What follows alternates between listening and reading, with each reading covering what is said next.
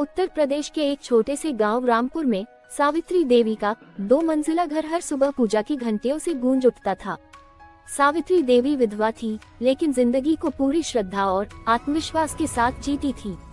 उनके 2 बेटे थे, अमित और राहुल। बड़ा बेटा अमित प्राइवेट नौकरी करता था। उसकी पत्नी सरिता एक संस्कारी, मेहनती और शांत स्वभाव की महिला थी। वह पूरे घर को प्रेम से संभालती थी। छोटे बेटे राहुल की पत्नी जो शहर की तेज तर्रार, आधुनिक सोच वाली और बहुत महत्वाकांक्षी लड़की थी। उसे गांव की सादगी और सीमित साधनों से घिन सी आती थी। शादी के कुछ साल तो सही चले, लेकिन जल्दी ही रीना का असली चेहरा सामने आने लगा। वह अपने रूम में जाती और अपने पति से वह रोज नई मांगे रखती, कभी सोने की चूड़ियाँ, कभी नई मोबाइल फोन, कभी शहर में रहने की जिद। राहुल उसे बहुत चाहता था, इसलिए हर बार माँ से कुछ न कुछ मांग बैठता। सावित्री देवी ने कई बार समझाया, बेटा, सुखी जीवन की बुनियाद मांगने से नहीं, निभाने से बनती है। लेकिन रीना को इन बातों में कोई दिलचस्पी नहीं थी। उसे तो बस संपत्ति में हिस्सा चाहिए था। रीना को अपनी जेठानी सरिता से गहरी जलन होने लगी। सरिता सबका दिल जीत चुकी थी। सास की सेवा, खेतों का हिसाब किताब, गायों की देखभाल, यहाँ तक कि बच्चों को ट्यूशन देना सब कुछ करती थी। रीना को ये सब मंजूर नहीं था। वह सरिता को बदनाम करने के लिए घर में छोटी छोटी बातें बड़ा चढ़ाकर कहती, सास के सामने सरिता की शिकायत ही करती।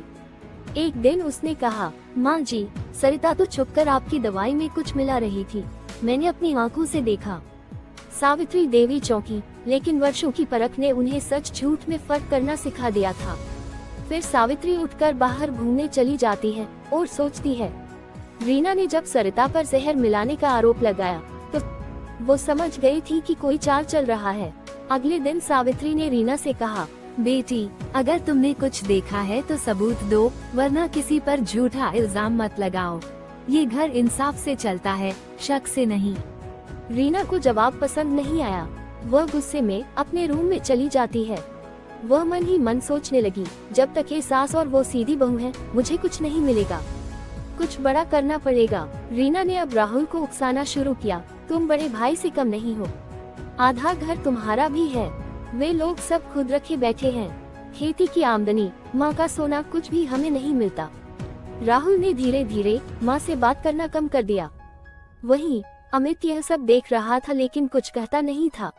वहीं दूसरी तरफ सरिता जो रसोई में सोच रही थी कि घर का काम भी बढ़ गया है, और रीना है जो कि हर काम में कोई बहाना बनाकर दूर हो जाती है। दिन ब दिन रीना के नखरे बढ़ते ही चले जा रहे थे।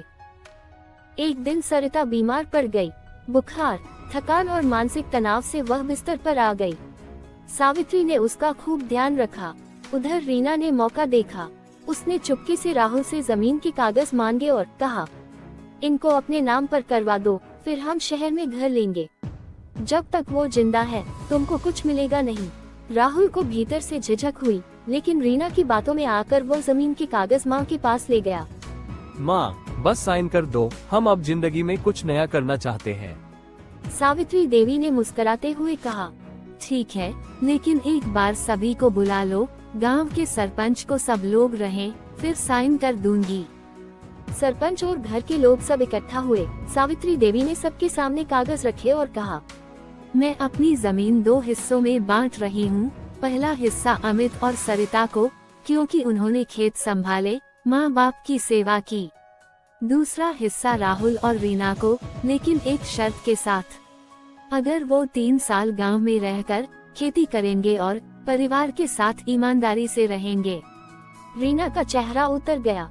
उसे उम्मीद नहीं थी कि सास इतनी समझदारी से जवाब देगी। शाम को रीना चिल्लाई, आपको क्या लगता है मैं खेती करूंगी, गोबर उठाऊंगी, ये सब मेरे बस का नहीं। सावित्री ने शांति से जवाब दिया, तो फिर जमीन भी तेरे बस की नहीं। ये खेत सिर्फ मेहनत करने वालों के हैं, चालबाजों के नहीं।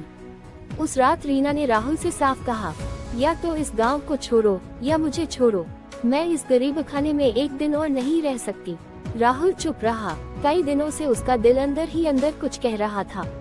माँ की आंखें, सरिता का स्नेह, खेतों की सादगी, ये सब कुछ था जो रीना ने कभी समझा नहीं। अगली सुबह रीना अपने कपड़े और गहने लेकर मायके चली गई। जाते हुए एक बार भी पीछे नहीं मुड़ी। सावित्री देवी ने उसे रोका नहीं। बेटा, हर किसी को वक्त चाहिए समझने के लिए। तू अपना दरवाजा बंद मत करना, लेकिन आंखें खुली रखना। वक्त का पहिया घूमता है। कुछ महीने बीते, रीना का मायका अब उसे बोझ समझने लगा।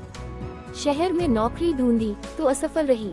रिश्तेदारों के तानों ने उसे एहसास दिलाया कि जो घर उसने छोड़ा था वही असली दौलत थी, प्यार, सम्मान और सुकून। एक दिन रीना थकी हारी आंगन में लौट आई। सरिता उसे देखकर एक पल को रुकी, फिर मुस्कुराई। उसने सहजता से कहा, आ गई रीना। रीना फूट फूट कर रो पड़ी। माफ कर दो भाभी, मैं बहुत गलत थी, आप सबका प्यार पहचान नहीं पाई। सावित्री देवी ने दरवाजे से देखा और मुस्कुराते हुए कहा, बेटी, घर वही होता है जहाँ लौटने की जगह होती है, पर अब आगे का रास्ता तेरे कर्म से तय होगा। रीना ने मन बना लिया था कि अब वह अपनी जिंदगी सही दिशा में ले जाएगी। उसने मेहनत शुरू की, घर के काम में हाथ बटाया। राहुल ने भी माँ और सरिता के साथ मिलकर परिवार को मजबूत करने की ठानी। उसने रीना का साथ दिया और परिवार के बीच दूरियां मिटाई। सावित्री देवी ने सभी को एकत्र किया और कहा, हम परिवार हैं, एक दूसरे का सहारा है। जीवन में सुख दुख साथ बांटना ही असली रिश्तों की पहचान है। कहानी पसंद आई हो तो वीडियो को लाइक, शेयर और हमारे चैनल को सब्सक्राइब जरूर करें। Thank you for watching it.